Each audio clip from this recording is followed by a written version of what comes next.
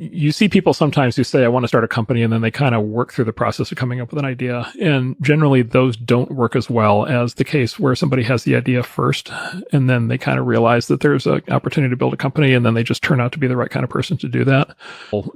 Success is never predictable, but it's more predictable if you start with a great idea and then back into starting the company. So this is what we did. We had Mosaic before we had Netscape. The Google guys had the Google search engine working at Stanford. Pierre Omidyar had eBay working before he left his previous job. It's also far easier to raise money, right? Like the ideal pitch that we receive is, here's the thing that works. Would you like to invest in our company or not? Yeah. Like that's so much easier than here's 30 slides with a dream, right? And then we have this concept called the idea maze, which Balaji Srinivasan came up with when he was with us. There's a mythology that these ideas kind of arrive like magic, or people kind of stumble into them. It's like eBay with the pest dispensers or something. The reality usually with the big successes is that the founder has been chewing on the problem for 5 or 10 years before they start the company. And they often worked on it in school, or they even experimented on it when they were a kid. And they've been kind of training up over that period of time to be able to do the thing.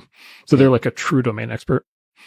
And it sort of sounds like mom and apple pie, which is, you want to be a domain expert in what you're doing, but the mythology is so strong of like, oh, I just had this idea in the shower and now I'm doing it. Like, it's generally not that. We call it the idea maze because for any idea, there's like all these different permutations. Who should the customer be? What shape, form should the product have? And how should we take it to market and all these things?